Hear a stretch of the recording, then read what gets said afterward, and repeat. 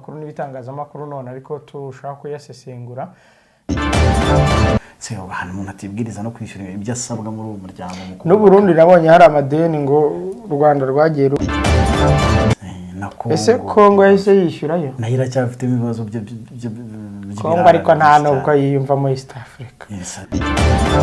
Kuva kuwa mbere kugeza kuwa gatanu kuri Primo Media Rwanda. Mu ivuriro Everlife nahivurije umwijima, mpivuriza n'iby'amabanga y'abashakanye.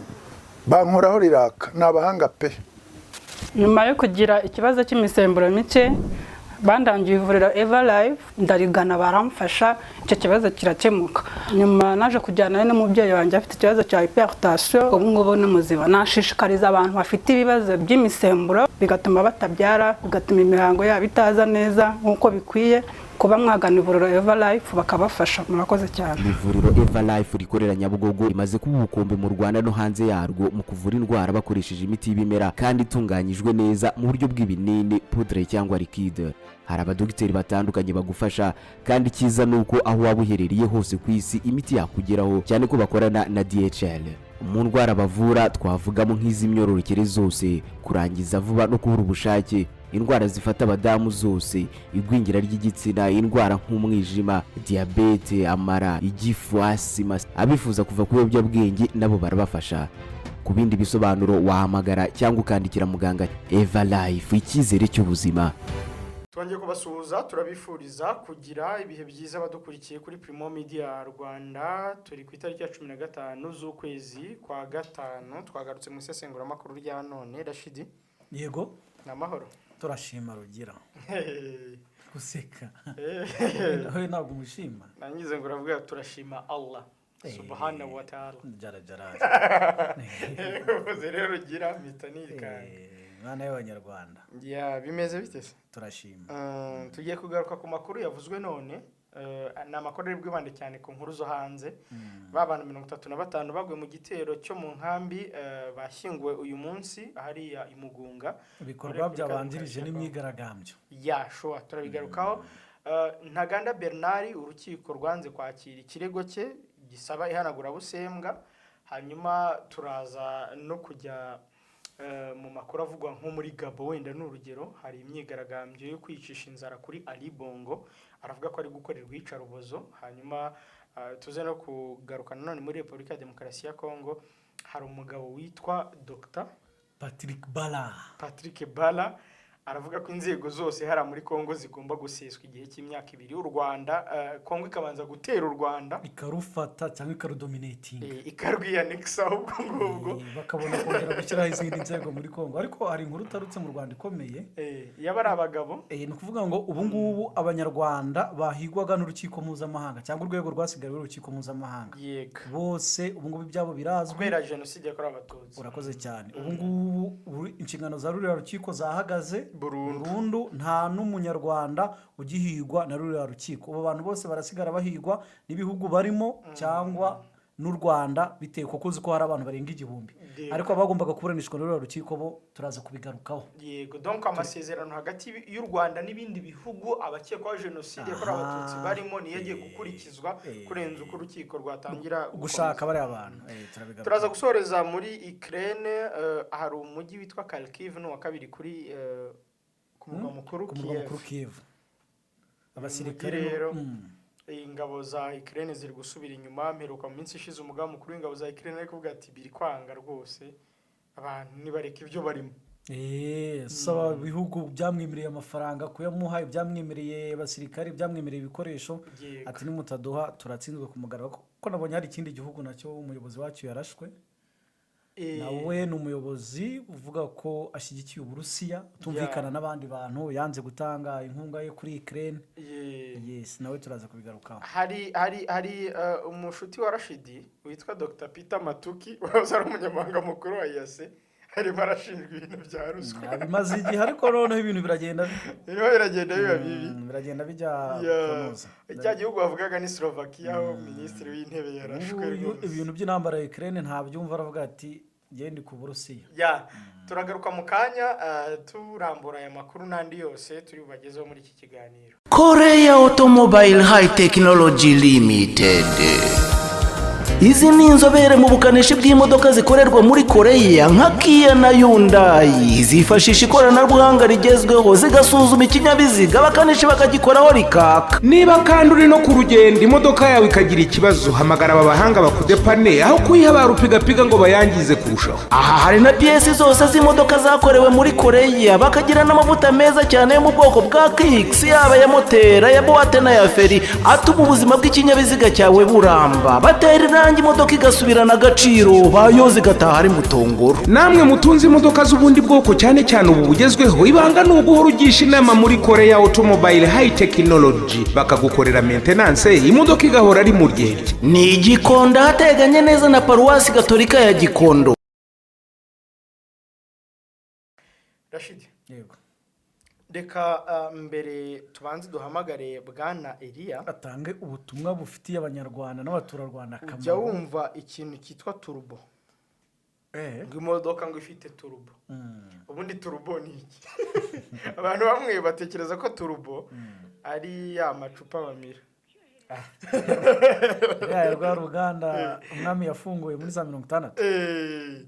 Ubwo rero ariko abantu bakavuga ati imodoka ifite turbo ni imodoka imeze ite, ikora ite, itandukaniye n'izindi. Ngira ngo twaze tuvuga bimwe bya IPRCs, yes, kuma karikiramu n'uburyo bigamo abantu barangiza kwiga, ariko bikaba ngombwa ko umuntu ashobora gufata umwaka wa stage ariko Elia avuye mu ishuri, avuye muri kaminuza. kandi ubundi umuntu yagakwiye kuva muri kaminuza ahita atangira akazi, kuko aba yarakoze za stage mu bigo bitandukanye, yaranditse igitabo cya stage aragize gute. Ubundi tuba twiteze ko umuntu arangiza kwiga kaminuza ku isi yose ahantu yagera agakora n'amava yita university. Uvuze ibintu byitwa ibitabo, nibuka ibitabo biryamye mu kaminuza yo mu Rwanda n'imishinga abantu bakoze aho byagiye. Byinshi buri bigiye kureba usanga bijya gusa bitandukanywa n'akantu gato iki, cyangwa byaranditswe n'abantu bamwe. Hari umuntu hano twari duturanye ruguru ya kuri Yerika, ugiye kubara nk'ibitabo yanditse cyane byinshi birenga nka 400. Ariko we yafashaga abandi mu kwandika ibitabo nyine, ariko nibo byanditse. Urumva, kandi ntabwo ahitamo ibya accounting arandika, ibya economy arandika, ibya law arandika byose. Ariko Elia turi kumwe ku murongo wa telefone. Elia, mwiriwe neza? Mwiriwe. Ni amahoro? Ni amahoro. Twari turimo tuganira na Rashid twibaza ikintu cyitwa turbo mu modoka. Ubundi turbo ni iki?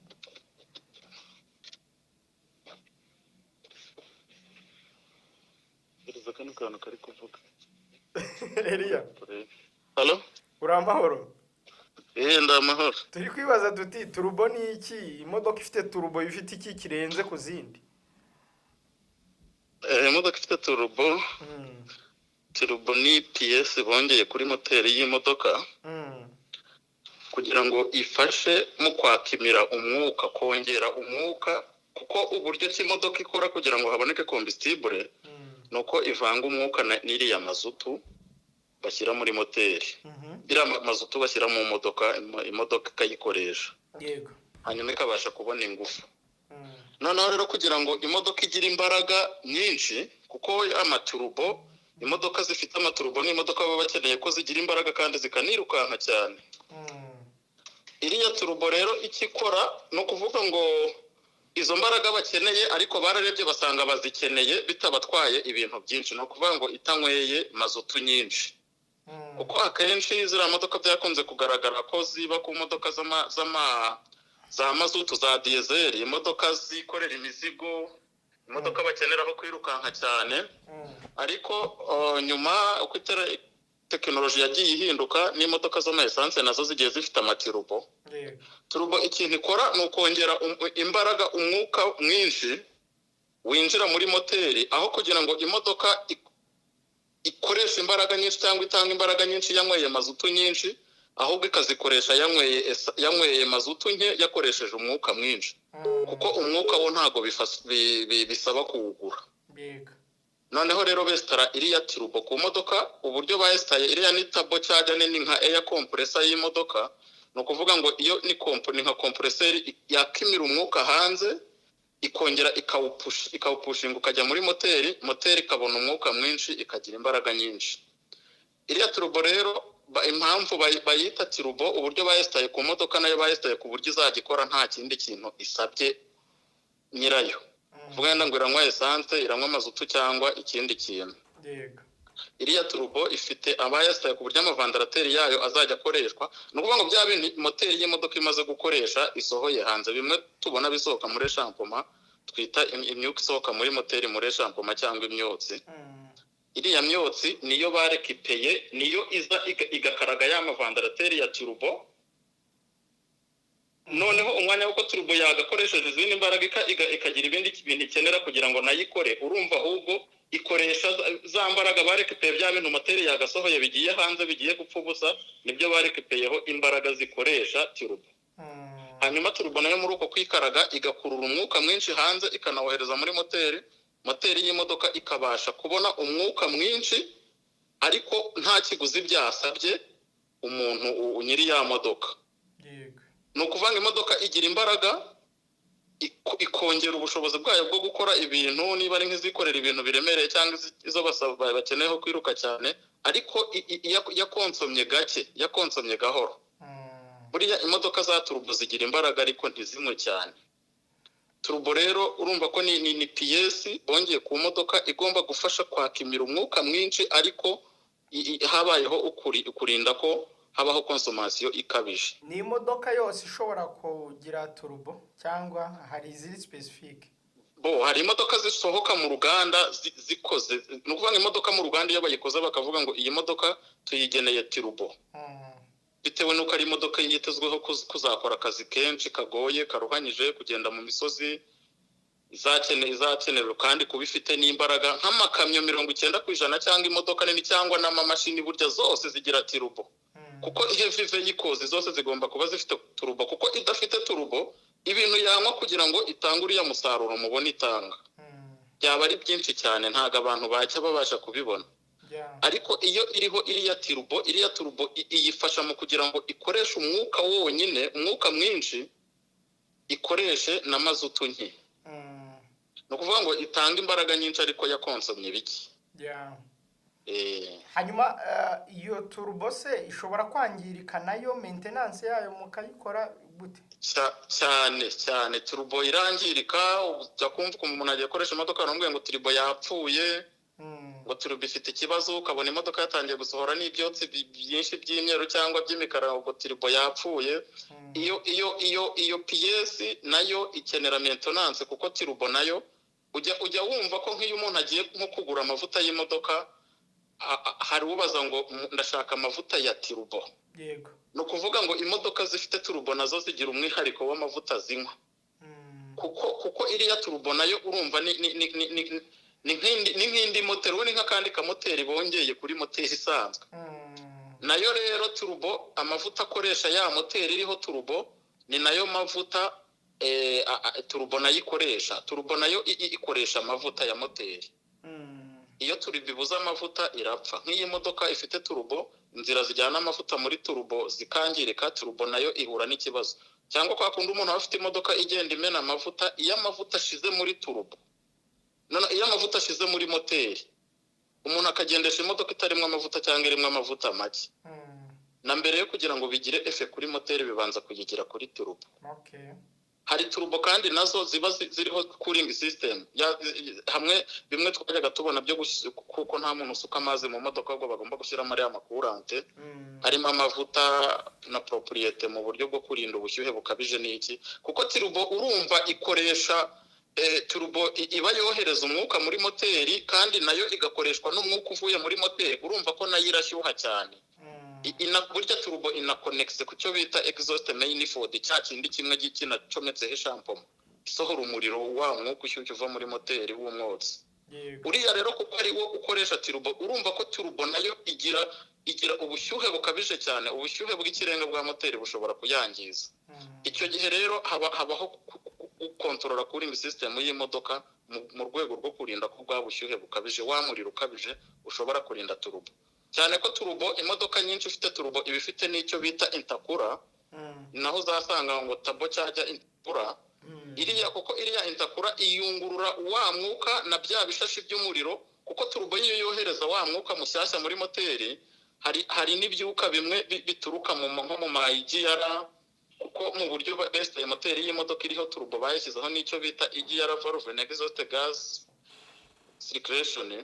iriya EGR valve ikikora ni ukuvuga ngo bakoze ku buryo bya bintu moteri yakoresheje bimaze kuba rejected igiye gusohora hanze, bagomba kubirekipera bikagaruka muri moteri kwivanga n'ibindi bishya kugira ngo moteri ijundike ibintu byinshi, itwike ibintu byinshi, itanga ingufu.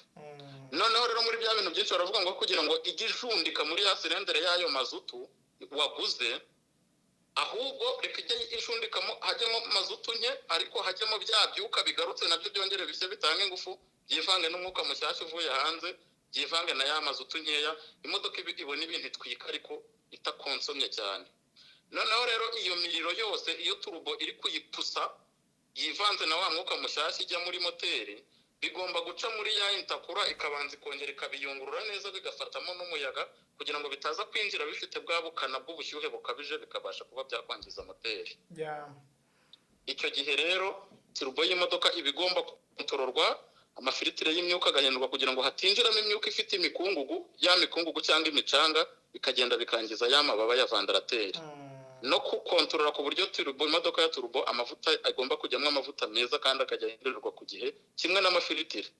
No kukontorora cooling system y'imodoka igahora ikora neza kuko ubushyuhe bukabije, umuriro ukabije ushobora kwangiza turbo.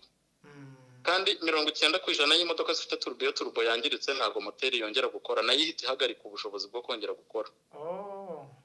Yego. Reka tugushimire cyane. Ubwo abantu bafite imodoka zifite turbo barumva bimwe mu byo bakwiye kwirinda. Yego. Urakoze cyane. Murakoze namwe. Yes, Elia. Amwumvise Elia. Turbo nawe urayimenye? Rero kuzagura imodoka ifite turbo. Urumva ntabwo ari buri modoka yose, cyane cyane amaheavy imodoka ziremereye nizo zikunda kugira turbo. Ngira ngo abantu bafite imodoka zifite turbo urumva ko bagomba kugira bimwe mu by'ibanze birinda, kuko nk'iyo turbo ihagaze moteri y'imodoka nayo irahagarara. Ubundi icyo nicyo kintu kiremereye. Hari n'imodoka ubona i Kigali ukabona gake ukabona itangiye gusohora ibyuka bisa nabo ukabona kwangiza umuhanda, ukibaza ikintu cyabaye. Ibintu ko nari mbimenyereye, ariko ubwo wasanga umushoferi cyangwa nyine imodoka batazi ko turbo yaba yangiritse. Ni mugane Elia ku bibazo byose mufite bijyanye n'imodoka. Ubwo nyine ntabwo tuzajya tubabwira gusa ibijyanye na tekinike. Yego. Ariko nukumenya ko ibintu byose ku munsi tubazanira akantu gashyashya ushobora kuba utazi cyangwa wibaza. Cyane Elia rwose kuko numwe mu bagira uruhare mu kudufasha gutegura utuntu nk'utu. Ariko ibibazo byose imodoka yagira muri Korea Automobile High Technology. Niba hari umuntu uzatugaye ibintu niba ufite imodoka bashaka ibintu tugaye 0786 20 muri Korea Automobile High Technology ni hariya Igikondo, umanutse Merezi ya mbere. Yego. Usa n'ujya rero nkunda kwitiranya ahantu hitwa niba ndashaka kuhavuga byananiye. Ahantu bitiranya? Nkunda kwitiranya hano hantu Igikondo. None se waretse uri gucanga abantu barangire ureke kuzana aho ahagucanze. Ubwo narimo ndashaka kubabwira gusa ni hano Igikondo hafi na Merezi, ariko ikiza wahamagara iyo nimero tuguhaye, wahamagara bya kari nijabo byo gushaka kurangira ashaka kumenya ahantu atarazi ngo haramucanga. Sonatube na Rwandex, ariko urabona Rwandex niho ubanza uturutse wenda hariya mu mujyi cyangwa Nyabugogo cyangwa uturutse Merezi ubanza Rwandex, hanyuma Sonatube ni ari rompo nyine irimo abantu bari kuziba. Uzimamvu bari bagucanze no kucyo kintu cyitwa Rwandex kitakihaba. Iyo incanga cyane. Nakundaga ikintu cyitwa Fururep cyahoze hari, ariko umenye Fururep kinahari. Urazi? Niyo nuza ya mbere yatangiye curuza ibintu by'imboga n'imbuto kera nakundaga kujyayo. Rwandex rero ubwo ngubwo uvuye nka Rwandex usa n'uzamuka Igikondo kuri Merezi, urazamuka ukanyura Igikondo ukagera kuri la stade yo kwa Mironko, dodani ya mbere ikirenga, utaragera kuri dodani ya kabiri uhita ukata mu kaboko kawe k'ibumoso iyo uzamuka naho ngaho kuri Korea Automobile Technology Limited. ibibazo by'imodoka byose, imodoka zose, abantu bose bashaka kugira ubumenyi bwihariye ku modoka, ubu bose bufasha barabutanga, ndetse na depanage wahamagariwe nimero waba uri hose, waba uri Nyamasheke, waba uri Ngororero, uranabahamagara ukabaza imodoka yanjye ko yihagaritse cyangwa ihagaze ngeze aha n'aha kandi nta kintu nyikozeho bigenze biti, ahita akubwira ibyo ureba, kubwira ati se ihagaze wari uri ku muvuduko wa kangahe, ibintu nk'ibyo ngibyo byose yari yaragufasha. Reka tujye mu makuru. Duhere muri Kongo. Duhere muri Kongo mu nkambi ya Mugunga hari abantu 25 bapfuye bazize 35 sorry, bapfuye bazize kiriya gisasu cyatewe mu nkambi ya Mugunga.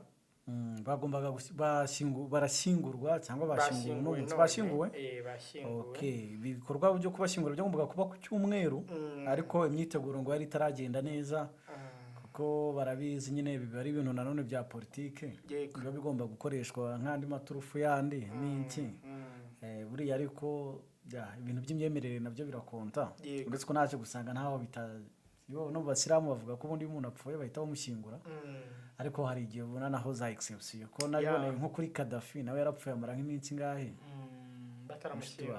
bataramushyingura, kareba biterwa n'umuntu wariwe ariko kuba ibintu nk'ibi abantu nk'aba ngaba bapfuye hari impamvu zindi za politike cyangwa z'intambara, yes kuba batinda gushyingurwa nubwo nanjye ntabyemera, ubundi iyo umuntu yapfuye nyine ubuzima bwe buba bwarangiye, agomba kwerekeza aho agomba kujya kuruhukira.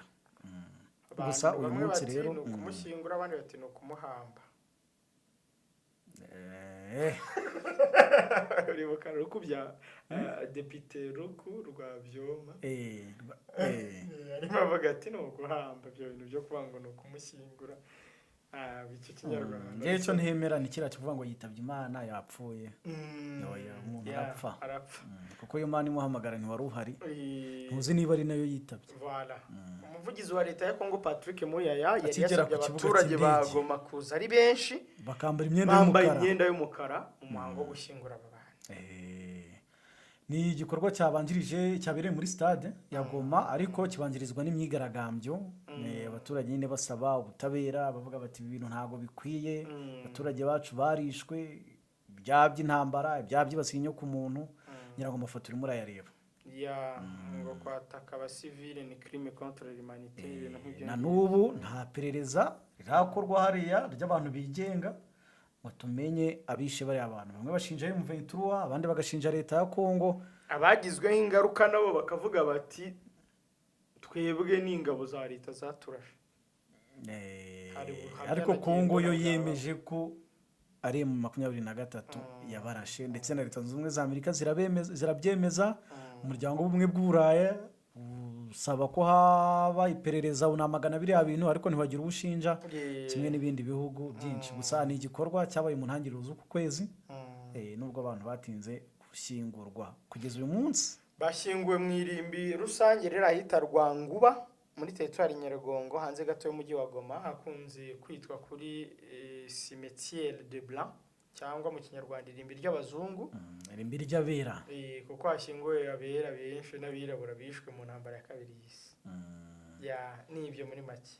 Gusa se umuntu yavuga ko bizarangirira hano, abo bantu se nta butabera bazabona? Ntabwo. Ntekereza ko ntabwo. Ariko ntabwo byari bikwiye ko umuntu ahunga intambara, aho ahungiye naho ibisasu bikamukurikira. Bizaterwa n'uwatsinze intambara nanone, reka negweze inkuni mvuge ko ntabwo watsinze intambara ashobora kuzabigereka kutaratsinze. Tuributsa ko nyuma yaba hari n'abandi leta ya Kongo yavuze ko baguye Minova, ababyeyi babiri n'abari gisasu kibaguyeho, gusa bo ntabwo bigeze bavugwa cyane nk'aba 35 baguye mu nkambi ya Mugunga.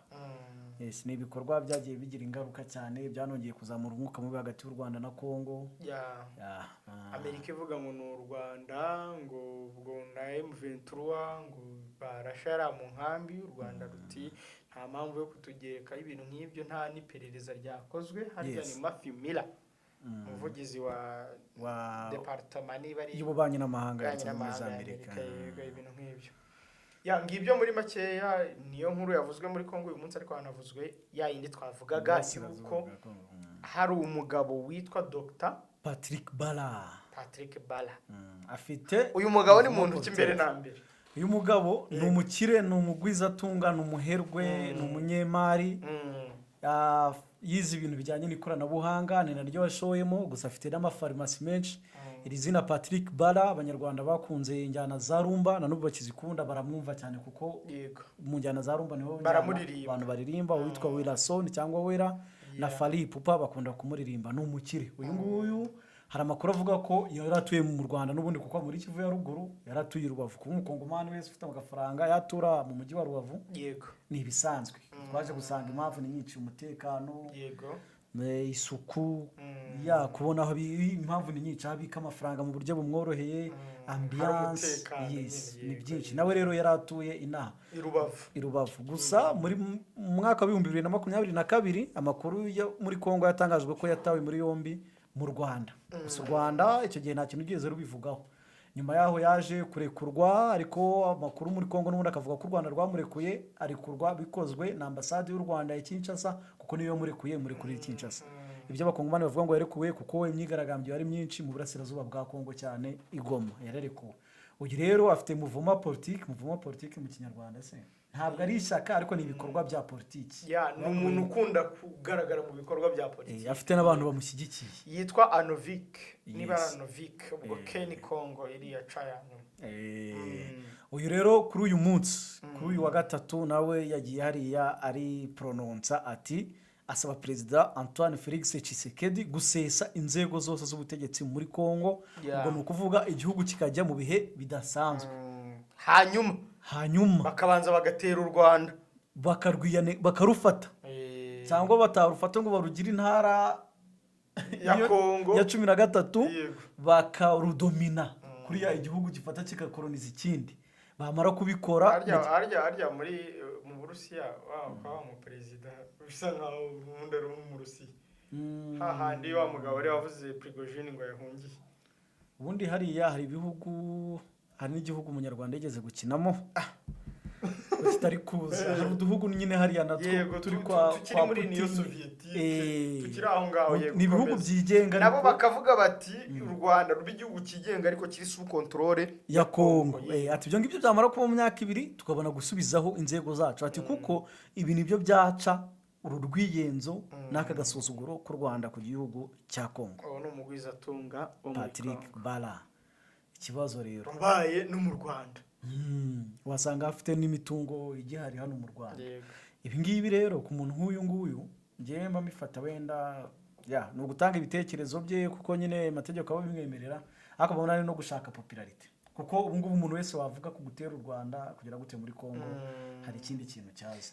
Urumva umuntu nk'uyu nguyu mbere na mbere gusa ni umuntu ukomeye muri Union Sacré, muri Perezida Tshisekedi, muri iriya huriro rya Perezida Tshisekedi ry'abanyapolitiki. Ikindi umuntu ukomeye w'umunyamafaranga nk'uyu nguyu yatangiye kwinjira muri politiki, hari igihe binamworohera kwinjirira ku iturufu y'u Rwanda. Rero muri Kongo nibyo wari uvuze, ni ibintu byoroshye rwose kwinjira uvuga u Rwanda muri politiki ya Kongo, uvuga uti turutere none hari nayo ntero y'ubutegetsi, usaba ubutegetsi.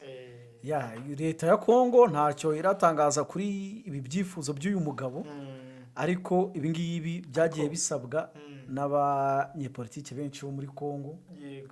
Ariko nanone bakabisaba bishingiye ahanini kuri n'ubundi gahunda y'igihugu gifite gihoza mu magambo n'ubundi ngo gutera. Ejo uribuka ko twabigarukagaho rwose. Patrick Muyaya yavuze ati igisubizo cy'intambara nicyo tubona ubu ngubu cyatanga ibisubizo kurusha ibindi byose bihari. Wabonye ko muri Kongo irucu imirwano yongeye iravugwa? Yes, imirwano yongeye iravuga kuva ejo. Kikukula. Yego. Yes, niho imirwano iri. Gusa nabonye hari abavuga ngo M23 waraho yirukanye abasadek n'abasirikare ba leta. Ahandi hakavuga ko nabo na Wazalendo nayo hari ahandi naho yihagazeho. Hari drone ahubwo nabonaga ngo ushobora kuba bahanuye. Nje kuri iki kintu zari byo ndi gushaka. Hari hashize iminsi ariko drone ngo zitakigaragara cyane hano hafi n'indege abantu bamaze igihe batazibona. Gusa hari indege ubu ngubu akazi zikora nako gutwara ibikoresho bya gisirikare, kuko Kongo abantu barabizi ko ubu ngubu n'igisirikare na SADC urugendo barimo cyangwa ibyo barimo uyu munsi no gukusanya intwaro bazishyira hamwe bitegura kuba batangiza urugamba rukomeye ku nyeshyamba za 23. 23 kugeza no munsi nayo nta kintu gutangaza ku byerekeranye no kwirwanaho n'intambara. Isigaye imeze nk'aho amakuru yayo atakijya hanze cyane, ntabwo ikivuga kenshi, niyo ivuze bigarukira mu gusohora itangazo. Ariko n'ubundi se sibyo biba bikenewe. Bagarukira mu gusohora itangazo. Tuve muri Kongo? Gusa hari ikindi muri Kongo cyaba gisigaye intambara turayivuze, bya politike turabivuze. N'abari abantu bapfuye. Inshuti yawe Matuki barimo baravuga bati wowe wanyereje umutungo, ariko ibingibi ngo twaragarutseho kuva bakimukura kuri uriya mwanya perezida bisa nkaho Ruto ari kumuhungisha kuba yakurikiranwa ku byaha byo kunyereza umutungo w'umuryango. baramushinja arenga miliyoni 6 z'amadolari yagiye anyereza no gutanga akazi akagatanga ashingiye ku marangamutima. Noneho ku bantu babonaga ko ari kunyereza amafaranga batangira kubivuga akabimurira ahantu, urumva abandi akabakura mu nshingano nyine akabashyira mu bindi, ariko ngo benshi bakoranaga bari bamushyigikiye. Urebye nawe yari yarubatse akazu muri EAC, ni amafaranga yanyereje. Ariko amafaranga ya EAC ntayarya. Kubera iki uyarya? Ntayarya. EAC bayitariho kuzana ibifaranga nanjye nabirya. Aba bantu nta kintu bari. Ariko se umutima w'ubusambo, umutima w'ubujura, erega iby'abapfu biribwa n'abapfumu. None se yase niyo bapfu? Erega ujye umenya ko yari harimo ayawe. Yasize iyi. Sinzi niba harimo n'ayanjye ntabwo. N'ayawe. None se u Rwanda ntirutangamo imisanzu. U Rwanda rutanga imisanzu n'inkunga ibona ibigenewe nyine abaturage. Nanjye ngemo nayarya. Ari ntiwayarya. Ni ibintu biba byizanye, n'ibifaranga biba byizanye. Ese wowe yakumariye niba utayarya? Yanjye nayarya nyine nkumva ko ndi umuturage wa EAC. Ariko EAC uzi bano badepite bo muri EAC harya bahembwa 2000 nanyare nka 20. Ibintu by'ibifaranga 20,000 by'idolari. Ibi miliyoni 20 ku kwezi. Birenga. Nkayibaza. Uyu mudepite wangahe? Abaturage inzarira bishe guhera muri Sudani y'Epfo kumanura kuza kugera Kirehe. Ukagera mu Kanyoshi. Abantu barashonje, abatipere kwirirwa bafata 20,000 by'idolari. Ariko ngiye nigeze kukubwira Yesu ntabwo mwemera. Yesu inda yaragiye yisize amavuta menshi mu mutwe, yajyana mu birenge bya Yesu. Umuntu araza ararira ati Yesu, ati ibi bintu ukoze ntibibaho, ati aya mavuta arahenze bari kugusiga mu birenge, ati ayo mafaranga mwaguze amavuta mwari kuyareka mukayafashisha abakene, ati kuko hari abantu bashonje hano hanze. Ibyo nawe uri kuvuga. Yesu arababwiye ati ibyo ngibyo uvuga ntibizabaho, ati bakene muzabana nabo kugeza mu iherezo. Ati nge rero ndaje ndagenda, ati niyo mpamvu nawe rero ibintu byo kuvuga ngo urwanya ibifaranga nabirya. Hari ibintu byo kuvuga ngo urwanya ubukene. Ntabwo nyine ndwanya ubukene, nanjye ibi nabirya. Noze Matuki afite ikihe kibazo? Aragifite. Ntacyo. Igisambo. Yambabarira ariko ko ari cyo bazamugira. None se urumva ibibazo byazanywe n'abagize inteko ishinga amategeko mu Rwanda wa inteko se yihe? babibwira Ruto. Uri kwita Matuki ngo ni igisambo, ariko baraba bose baratwibirwa batwiba. Ariko nibo yawe ariko we ari gushinjwa, we yafashe ikibazo. Ntacyo bazanamugira none Matuki mbikubwiye. Ambasaderi wa Kenya mu Burusiya afite n'ubudahangarwa none ngo ambasaderi uzamugira bate? Biragoye. Bazamugira bate? Bari umuntu waramutumye kuyiba. None se wambwira we baragushinja kwiba bagahita bino bifaranga nabirya, umva nkubwisha nabirya. Nuko nyine umuntu atagira access ngo agere kuri ikiza nuko nkuzi uba wivugira. Ikiza nuko nkuzi wivugira. Nawe biba bikubabaje. Erega ahingiye abari imisoro y'abaturage, abari inkunga zigenewe abaturage, ntago wakwishimira rero ko umuntu ngahibaze aba bantu birirwa bakina mu mafaranga y'abaturage. Ikibazo nyine nagise kuri Ruto, utaramuholdinze accountable agahita mwimura akamushakira undi mwanya unakomeye. Abaye sare wabimutumye yamuholding accountable gute? Kandi Ruto n'abahorana Bibiliya imbere ye na president arahinduye urusengero. Nta bantu zibirirwa basenga hano hakurya mu Burundi, ntujye ubona ibintu birirwa bavuga. Bibiliya ni bwabujura bwibisha Imana. Hani utinyira. Ariko ntujye ubona abantu birirwa na Bibiliya hano mu Rwanda birirwa se bakora ibiki? Ntujye ubabona mu nkiko. Ariko icyo ni ibyo ni ibintu erega Bibiliya izagera hinduka igitabo gisanzwe. Uko mukibisha mukigaragariza abantu mubiba mugifite. Kitesha agaciro mu buryo bukomeye cyane. Uwo umuntu baramukubwiye mu nama. Ushobora no kunkangisha Bibiliya. Agira gute? ntushobora kunzanira umwangisha bibiliya gute se ntureba ko bano batipe barahira bafashe kuri bibiliya ba ni ibiki bamatuti baba bari ibibazo dogiteri uyu ni umukire nawe mbere y'uko aza hano yari akuriye abacuruzi bose bo muri EAC PSF ya EAC niwe wari uyikuriye ubuse 20 yarazibonaga ku kwezi oya umunyamabanga ndavuga muri PSF oya we muri PSF se kuyijyamo kuko uri umukire ntabwo yijyamo kuko ugiye ari akazi wijyamo abandi bakire bakwemeje uvuga ati ni wowe tubona urumva rero harya yaramaze imyaka 3 ine yaramaze hafi 5 ubwo rero 20 fata imyaka 5 ukube na 20 za buri kwezi aya munyamabanga bafite menshi umunyamabanga kuko abari chief budget niwe ushinzwe gutanga akazi ari ugira gute ari we mu masoko ibintu byose aya hana bafite akazi gakomeye cyane umva abantu bajye birira pe niyo mwanya nta munyarwanda urawujyaho kuva rwagera muri EAC urawujyaho Martin Ngoga Martin Ngoga Martin Ngoga cyangwa yabaye umuyobozi w'inteko Martin Ngoga yabaye umuyobozi w'inteko wa EAR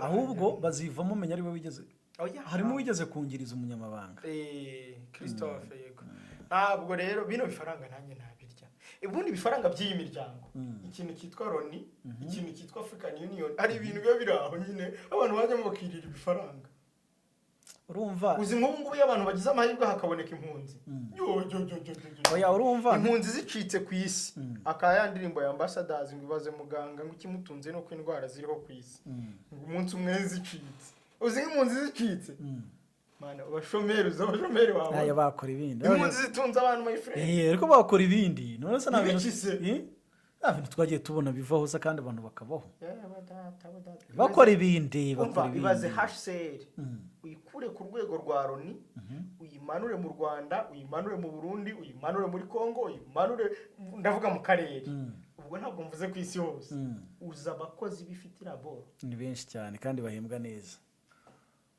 ariko ntabwo bapfa bakora ibindi sinzi umuntu wavuze ngo sida niba bonera urukingo ibintu bizazamba ndavuga niba bazayibonera urukingo bazanye indi ntabwo bajya bibona none se bu ntiturira nko covid yazanye ibibazo ariko hari abayisingiza cyane rwose ko yarakize kandi abo bantu babayeho bakora n'ibindi anyways tujye muri Gabon tujye kwa Bongo ngo ari mu myigaragambyo yo kwicisha inzara kubera gukorerwa iyicarubozo ntabwo ari uri gukorerwa iyicarubozo Bongo afunganywe n'abahungu be 2 yego ariko noneho bo bafungiwe mu nzu babagamo mu murwa mukuru Libreville ariko hakaba umugore we n'undi muhungu we mukuru bo bajyanywe mu butabera nibo bari gukorerwa iyicarubozo no kuvuga ngo umugore n'uwo mwana bakubitwa inyundo umugore wafungiwe ahantu he bakamubwira ati reba mu byo gukorerwa umuhungu wawe inyundo bakazana turnovisi bagashyiraho bagakubita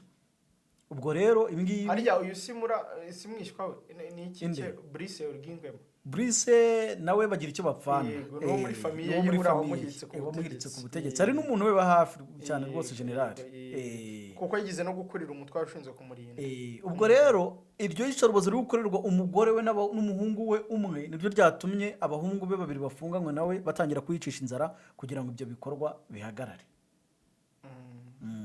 ubutegetsi nta mikino kuvuga ngo yari amaze imyaka ni 13 asimbuye ku butegetsi asimbuye se wari umazeho 40 Omar Bongo Ndimba ni nk'abari abavandimwe bo muri Chad ba Mahamat na ba Idriss Deby ariko rero abantu ibaze kuba umuryango umaze imyaka 50 ku butegetsi ugasozwa bukabisoza muri gukubitwa inyundo ndimo ndakora je nkunda kukubwira buri gihe igaragaza impamvu bamwe mu bategetsi bo muri Afrika hari abantu bito batodorobi yangema muri Guinea bari hirya ngiye muri Guinea nawe umaze ura mutipe nabategereje ko se apfa cyangwa avaho nawe akabufata ndimo ndibaza ku cy'ubutegetsi muri Afrika rimwe na rimwe bwabaye nk'umurage umuntu araguwe muri Afrika hari abandi bavuga ko ikibazo muri jene reba nko muri Djibouti muri jene z'abanyafrika muri jene ubundi ikintu cyarimo n'ubwami umuntu None se babizanye? akavuka azi ngo mvukiye muri famiye royale, yego niba mvukanye imbuto cyangwa reka neza tuvukana bagenzi bawe uyivukanye ubwo niwe uzayobora. N'ubu perezida rero uwabufashe nawe aba yumva butava mu rugo. niyo mpamvu ibi bintu mwita demokarasi ntanjye simbyemera pe. Ariko muri Afurika demokarasi ni ibintu bimeze nk'ibintu by'imikino abantu bwaba bikinira. Ariko ibyo ngibyo nanone nta bushakashatsi burabyemeza ko aricyo kintu gituma abantu bashaka kubushimuta. Ariko muri iyi myaka narakubwiye twatangiye kubona ibimenyetso by'umuntu utsindwa ari ku butegetsi kandi akemera. Ibyo bintu ntabwo ari sawa kandi akemera. Rebera inshuti yawe twaze tuvuga ejo yitwa Goita 2027 urimo umbwira uti n'ubundi yongeraho 2 bikanga kongera 3 bikanga none reba inshuti yawe Kapiteni Traore. Ibintu by'amatora bariya bashatse babyihorera. Ariko ikibazo nyema gifite nk'aba ngaba mumaze imyaka 50 ku butegetsi famiye yanyu ntimwubatse ikintu gishobora kubarinda muramutse muvuyeho. Ubwo butegetsi mwabwishyizeho cyangwa nibyo byo kubona ngo inzovu iri hehe ngo ukamenya wayimanitse ari ibintu njya mbona bashushanya Arsenal oya Arsenal yo bayishyizeyo ahubwo ikibazo ntago igitindayo niba byo kuvuga nyine ngo uyibonye imbwa mu giti ugomba gushaka kuko kwishyirayo ntibiba bikora. Aba rero nabo ntago ushobora kumara imyaka 1/2 cy'ikinyejana mayifuna 1/2 cy'ikinyejana kuri famiye imwe ukavaho umuhungu wawe agakubitwa inyundo. Ugomba rero kubuzi ngo ninde wakumanitse hari. Ariko ikibazo ntago ari wakumana, ikibazo niwe wishyizeho. Kuki utateguye nuvaho wavaho neza wavaho nabi? Niba atari wowe wishyizeho ni nuwo gushyizeho agomba kugutegurira n'izo nyundo. Aya perezida yahategura nyuma ye. Uri ku butegetsi wahategura. Uri ku butegetsi wahategura. Bangaye bateguye nyine bangaye bande bateguye. Uri ku butegetsi wahategura mu mbuto Kabila ninde wateguye ni bande bateguye ese ariko wagiye muri zazwari wagiye muri nyine ni bande bateguye utegura none se reka nkubaze ariko ubutegetsi bwa Afurika Rashidi tujye tubyemera igihe tugiye tubyemera. Ariko nakubwiye ni inzira ko aribo bakoze kudeta hariya muri West Africa aba bagabo abantu ba Traore n'abandi. Yego utekereza ko aribo? Ntekereza ubundi gukora kudeta ugomba kuba mu karere harimo ababyemera. Icyo ni kimwe. Harimo ababyemera no kuri plan mpuzamahanga nawe uzi ngo abane batanshigikira abari abazanshyigikira. Icyo cyo ugomba kuba ukizi geopolitique ugomba kubizi. Ariko urategura iki? Gutegura wategura. None se reka nkubaza ubu George Weah ntiyavuyeho hari ikibazo afite? Yego yavuyeho. Hari ikibazo afite? Niwe bivanyeho niwe wishyizeho. Mbese amatora aramutsinze avuyeho. Tujye muri Senegal mushuti wawe ashatse kubikora biramwangiye ariko arabutanze. Niwe bivanyeho cyane babishyizeho. N'abaturage bamukuyeho. Reka abaturage baze muri Afurika b'abaturage cyane ka tujye twikora ibiganiro twirira ibishyimbo twiryana. Aya wategura inyuma yawe. Muri Afurika nta baturage bahaba. Wategura. Muri Afurika turabasagurirwa bikorwa nta nubwo turabagenerwa bikorwa nta nubwo turabafatanya bikorwa turabasagurirwa bikorwa. Kari nijabo icyo kintu cyo kumva ko abanyafrika nta ruhare bafite mu mibereho myiza cyangwa mibi yabo icyo kintu uzakikuremo. Yes abanyaburayi bagira mu n'abanyamerika kuri kamera mw'abantu reka mubwire natwe ubwacu tugira mu ntabwo Somalia yabimaze imyaka 33 kuva muri 1991 irimo intambara Afurika tubaye twifatira ibyemezo. Icyo ni icyambere. Icya kabiri ntabwo Sudani y'Epfo kuva muri 2011 yabimeze kuriye twifatira ibyemezo. Icya gatatu ntabwo Kongo yabimeze gutya. Icya kane ntabwo Mozambique yabimeze gutya. Icya gatanu ntabwo Central Africa ni ibintu biranga. Nuvuga ngo abanya Central Africa nta ruhare na ruto bafite. Oya nta ruhare na ruto bafite ku buzima babayemo nta ruhare na ruto bafite. Ntabwo ijana ntacyo ubwo niba barufite ntacyo. Hareke kwirirwa ingabo mpuzamahanga. 100% ntabwo bibara abanyamahanga n'abanyagihugu abayobozi babo nabo bafitemo uruhare muri ibyo bintu. Ubu kwidindira ry'umuryango wa Afurika y'Uburasirazuba iriya nkuru twariho ubu nabyo tuzabyita ibibazo by'abazungu cyangwa n'uyu matuke nawe bafite. Wari wabona na rimwe umuryango wa Afurika y'Uburasirazuba wateranye harimo abanyafurika gusa? Nsubize niko urabibona na rimwe? Wari wabona na rimwe iniyo Afurika ni yateranye harimo abanyafurika gusa? None se yaterana gute harimo abanyafurika? Niyo Européenne uzasanga yateranye nta munyafurika urimo. None se hari inkunga Afurika ijya gutera Union Européenne ariko no kwibwirira aya uruhare rwacu abanyafurika narwo rurahari nge nkunda kuguha urugero nkunda kuguha urugero rw'u Rwanda nkunda kuguha urugero rw'u Rwanda Perezida Kagame yavuze kuvuga ngo bamara kubohora igihugu nta kintu cyari gihari cyo kugenderaho kugira ngo igihugu kibe kimeze neza. Ibyo byose byavuye mu bitekerezo by'abanyarwanda aya ndetse nk'iyo urebye urumva nk'iyo urebye nk'abanyarwanda cyane barwanya ubutegetsi baba mu mahanga uba wumva ko ubuzima bwabo hanini babuteze ku bazungu. Ikintu cyose kibaye mu Rwanda abazungu badufashe icyo gitekerezo cyo kuba 100% avuga ngo ndadepanda ku muzungu natamfasha ntacyo nageraho kira ntago nagikora umuzungu atamfashije ibyo bintu nta byakugeza nawe byo gushinja uyu bongo imyaka 50 wavuze ikintu na kimwe ukoze aya udasoma ibihe haramazanya kati soma ibihe abanyafurika jyo bareka aya ibi nko kuba yitwa France Fano nko kuba ufite amafaranga nko kuba ufite amafaranga ukayarya ati umwana nawe azishakira nanjye narishakira. France Fano yaravuze ngo umunyafurika African intellectual ngo ni umuntu buri gihe utekereza aho ibitekerezo bye bikagarukira hafi rekana n'abanyafurika reka twikorera ikiganiro rekana n'abanyafurika ariko tukirimo aya abanyafurika nabo bakwiye kwikubita gasi ntago umuryango wamaze imyaka 50 ku butegetsi barazana bapfana nabyo ibyo byararangiye kira gihe isi yari mu bibazo za guerre froide isi yari mu bibazo kiragiye ubu ngubu wakwidistenga ugakora ibintu abantu bakagutinya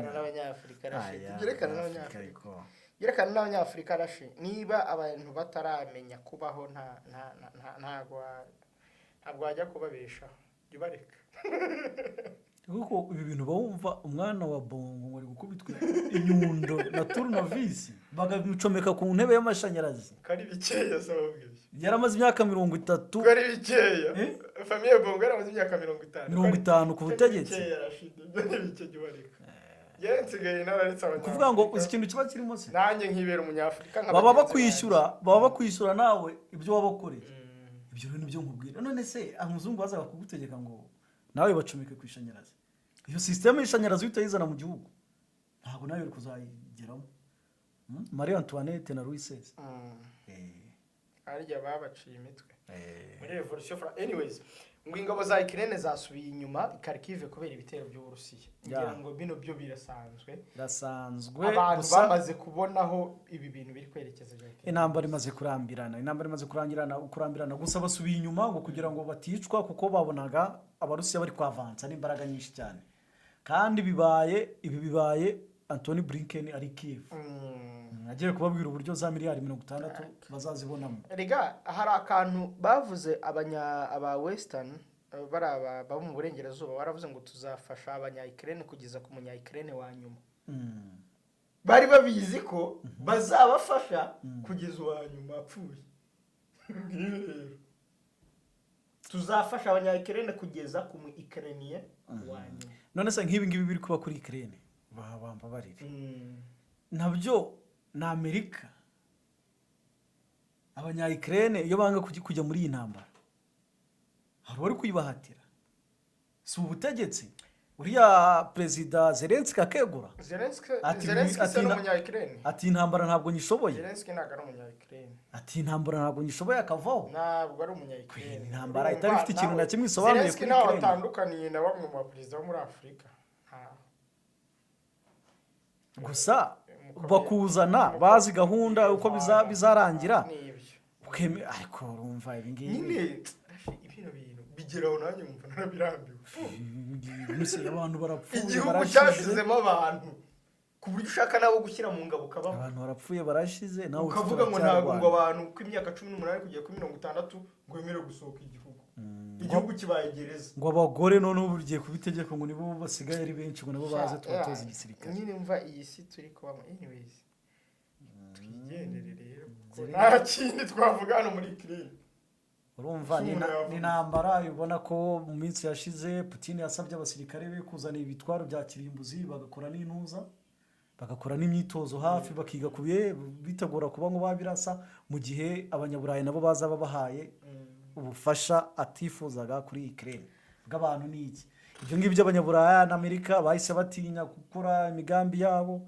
muri iyi minsi mu mpera z'iki cyumweru Perezida Putin arasura Ubushinwa urugendo rwa kabiri mu mezi 6 afite Uburusiya buruta Uburayi ngira ngo abantu bamaze kubimenya Uburusiya buruta ibihugu byose by'Uburayi byishyize hamwe Uburusiya bwa biruta gufata igihugu nk'Uburusiya ukavuga ngo gifatiye ibihano ari igihugu kirije kuriya wahana abandi buri uko territoire y'igihugu iba ntoya niko kwifatira ibihano bishobora kuyikanda ako ufatiye igihugu gitoya ibihano biroroshye ariko iyo ufatiye igihugu kinini ibihano igihugu kitaragera aho kigera iyo ufatiye igihugu kinini ibihano uba wishyize habi nawe ubwawe kubera ko nukuvuga ngo Uburusiya gaze na peteroli niyo abanyaburayi bakoreshaga na peteroli kandi ntibahagaze kuyikoresha buriya ushobora kumva ngo za Arabia Saudite za Qatar zizana peteroli ku isi ariko peteroli ya mbere yoroshye ikunzwe yoroshye mu gutunganya ni y'Abarusiya buriya na za Arabia Saudite zigura peteroli mu Burusiya zikayijyana iwabo zikongera zikayitunganya zikayijyana ku isoko ya peteroli ikiri fresh igihugu cy'Uburusiya rero igihugu cy'Uburusiya ni igihugu gikomeye cyane ku buryo ubundi Abarusiya ngo ikintu bagura i Burayi ni twatuntu tworoshye umunyu uziko hejuru ya 44% by'abaturage batuye isi bari muri kiriya gice cya Aziya kandi harimo ubwo Abashinwa Indonesia Abarusiya Abahinde n'abantu barabyumva za Pakistan abantu barabyumva kujya gufata rero Uburusiya ukabuhana ubizi ko ari inshuti y'Abashinwa ari inshuti y'Abanyakoreya ya ruguru ari inshuti y'Abahinde ubukozi ibintu naba ariko ni dominance nyine Amerika ibishaka n'abanyaburayi bayo bo yamaze kubafata baba bashaka kuyobora isi mu mujyi umwe muri Sansnike Uburusiya rero butabayeho isi yajya ya New World Order bajya bavuga yakoroha kuza Uburusiya rero nabo bagashaka kuzana imitegekere yabo y'abakomuniste nubwo bavuga ko ubukomuniste ko abantu babuze atari uko bukimeze ibintu byarahindutse ariko ubundi ibibazo byabo biva ku ntambara ya kabiri y'isi nibirebire ibintu aregihe njya naha umuhungu akambaza atari ko se biriya bintu muri ariko mbona nta gisubizo mutanga abicara muri Oneze bo barakibona ndavuga uriya muhungu wanjye kambaza ariko bite ko mbona mugiye n'umunsi mukabuganiramo hanyuma natwe byacu siko ari ukuvuga ko nta tsunami tuzazana cyangwa tubwire ikirunga ngo kiruke nabonye mwaratangiye no gukora imvura we n'abafite bawe muri Dubai n'Abashinwa ese ubu abantu bazongera kuvuga ngo iyi mvura igwa n'imvura isanzwe yego bazayiduteza iyi ngiyi igwa mu Rwanda n'isanzwe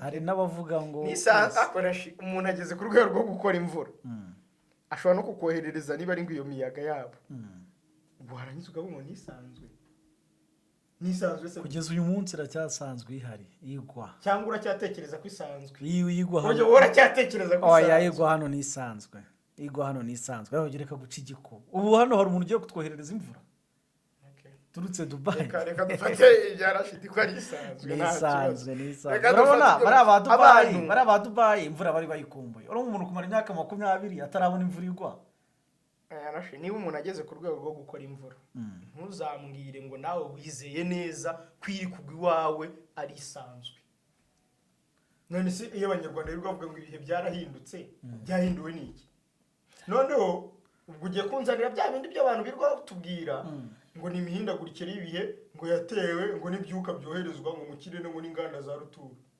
ariko scientifically biri approved biragaragara iyo umuntu akubwiye ngo impamvu ngo ibihe byahindutse ngo n'ibyuka byoherezwa mu kirere abakuri imise gutekereza ko hari ikindi cyatuma ibihe bihinduka isi yose izi ko imihindagurikire y'ibihe just iterwa ni inganda zohereza ibyuka mu kirere kubera ko ariyo teori twashyiriwe ku meza ubu nta n'umwanya ufite wo gutekereza ko hari indi mpamvu ishoboka mbwiza ukuri arinde nanjye nuko nicaye yarekane kuko nanjye nuko ariko urumva umuntu akuzanira ikintu kuko umuntu akuzanira ikintu akagitereka mu bwonko bwawe none se ubundi wowe ugeze utekerezaho imvura iva cyangwa n'ubundi nibyo bakubwiye nabyo bitwara gutyo nibyo nyine genda kuguhaye urugero ubu ngubu umuntu yakuzaniye igitabo jya nkunda kuruha urugero kuri ba bantu b'abatinganyi n'abanyamadini umuntu yakuzaniye bibiliya iyo atayizana ntabwo ari kuzayimenya nibyo nyine nanjye nari arakubwira ati dore ibi bintu ni kirazira nibyo narimo nakubwira uraca mu gitondo araje arakubwira ati rero bya bintu bakubwiye ngo ni kirazira byahindutse ubu bifite umugisha kubera icyo udakurikira urajya kurwana noneho ugize amahirwe wari uzi ko umuntu yakuzaniye cycle de l'eau yego noneho ageze kuri level no kwemeza ko ya cycle de l'eau uretse akora imvura wowe uracyagendera kuri ya cycle de l'eau urimo urambwira ko imvura igwa mu Rwanda ari isanzwe sikuri kumbwira neza kandi umuntu ageze ku rwego rwo kukubwira ko yanayikora ariko kuki gutekereza ibyo nyine by'inyuma bakore reka tureke ariko ngiye nkubwiye ko iyo ugwa hano iracyasanzwe ugwa hano iracyasanzwe kuki umuntu arakubwira ngo ndi kuri level yo gukora imvura wowe ukavuga ngo igwa hano ariko iracyasanzwe igwa hano iracyasanzwe kuko bariya bantu mu myaka yawe uzi imvura mu Rwanda yica abantu kangahe mutangiye kubibona ejo bundi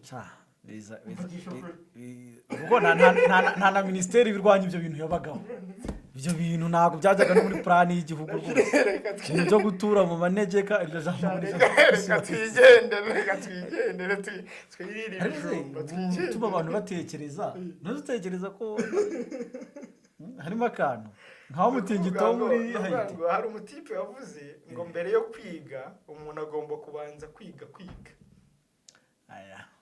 yego urumva wowe bakuzaniye ibintu iyo mvura bazanye bakubwiye ukwirwa aho batangiye batwigisha ko nyine evaporation ibicu bikaremera imvura ikagwa presenter igakora none bigeze kuri level batubwiye batari kohoye dushobora no gukora imvura wowe uracyari muri ya mitekerereze yabo kuvuga ngo ni cycle de l'eau ngo birasanzwe abantu bo bakubwira ko bagize no ku bidasanzwe byo gukora imvura ariko ugiye mu buvumbuzi bw'isi none se tekinoloji rega tureba hano ikoranabuhanga tureba nta myaka 30 rimaze ku isi iri tureba niyo mpamvu rero uvuga ati ibintu ni etape kuri etape nawe aracyayigerageza ntabwo nawe arayifatira umwanzuro aba batipe bahereye muri Haiti none se uravuga ko bateza imitingito none se niya mbere nibo bayikoze niyagwaga muri za 80 oya ntabwo ari yo mvuze ariko abatipe bahereye muri Haiti bateza imitingito Haiti wabonye ukuntu bayihinduye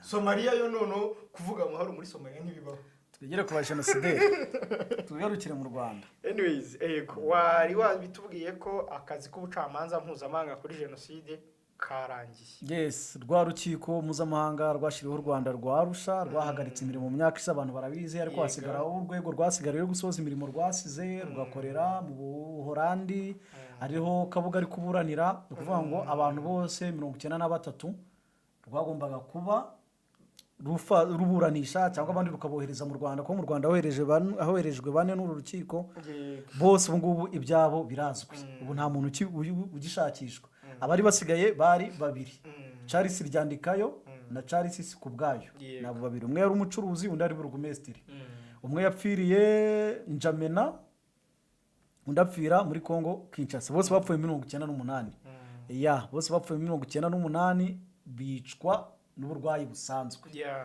wapfiriye Njamena aho imva ye ngo yatwawe n'umwuzure Sikubwayo banditse nabi ni Sikubwayo Charles Sikubwayo uyu nguyu niwe wahoze ari burugumesitiri wa komine Gishyita yari n'umusirikare imbere yuko yagize uruhare mu bwicanyi bwakorewe abatutsi cyane muri iyi komine abo rero ubu ngubu nibo barabanyuma bashakishwaga byemejwe n'uru rukiko ko bapfuye ubu nuvuga ngo abantu bose bashakishwaga n'uru rukiko nabo bandi bararashyiriweho $5,000 z'amadolari byose birarangiye kuvuga ngo abantu bataraburanishwa ubu ngubu basigaye ni uriya Fulgence Kayishema wafatiwe muri Afrika y'Epfo ugitera imigera avuga ati sinshaka kujyanwa mu Rwanda sinshaka kugira gute ariko nawe urukiko rushyizeho akadomo ko agomba kuzaburanira mu Rwanda nubwo procedure zo muri Afurika y'Epfo Zitararangira. zitararangira. Undi uheruka gutangaza ko yapfuye nawe ni Ndimbati Aloys nawe w'umunyakibuye.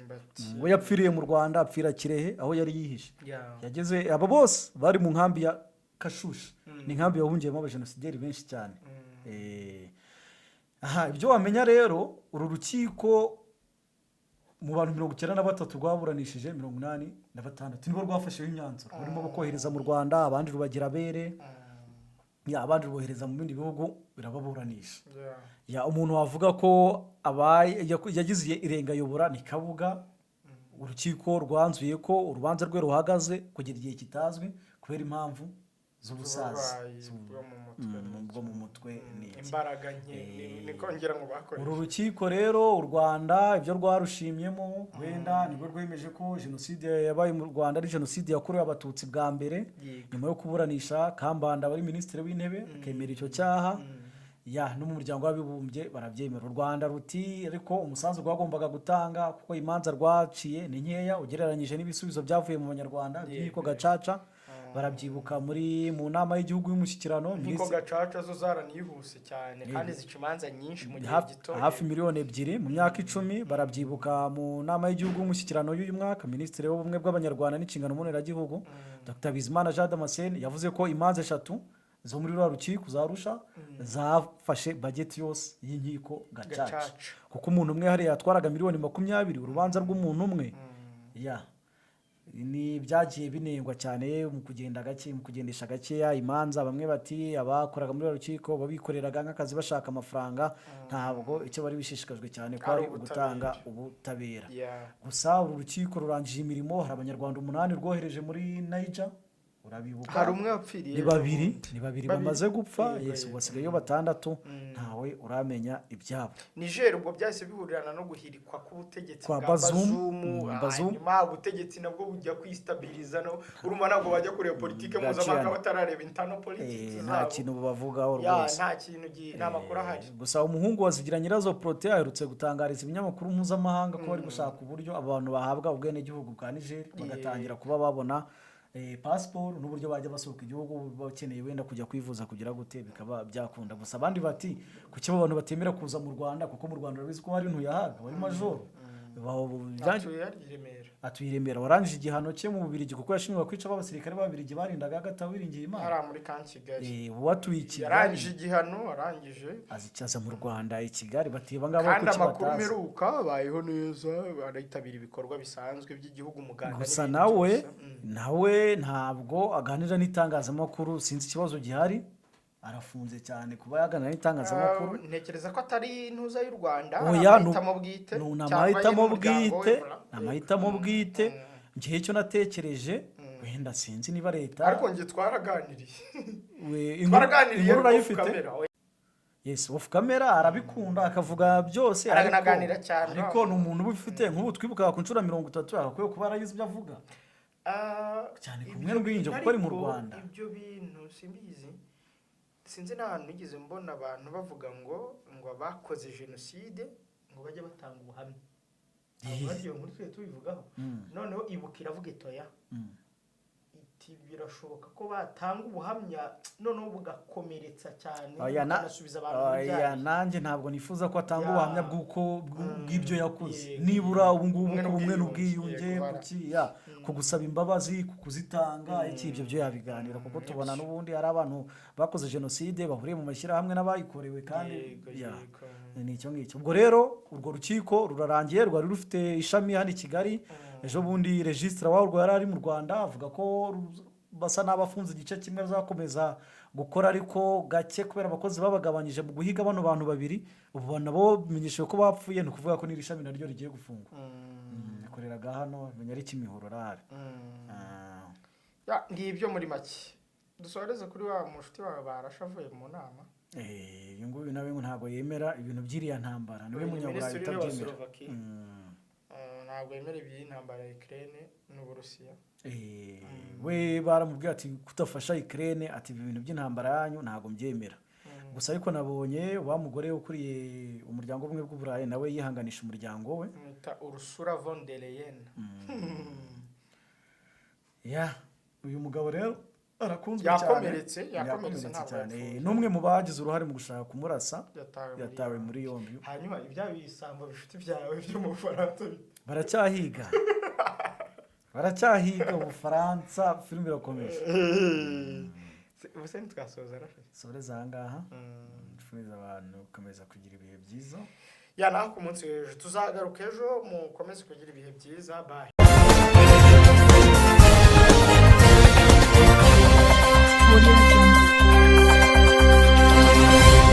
Mu binyamakuru n'ibitangazamakuru none ariko tushaka kuyasesengura se abantu umuntu atibwiriza no kwishyura ibyo asabwa muri uwo muryango mukuru. n'u Burundi nabonye hari amadeni ngo u Rwanda rwagiye ese Kongo yahise yishyurayo nayo iracyafite ibibazo byo Kongo, ariko nta nubwo yiyumva muri East Africa. kuva kuwa mbere kugeza kuwa gatanu kuri Primo Media Rwanda.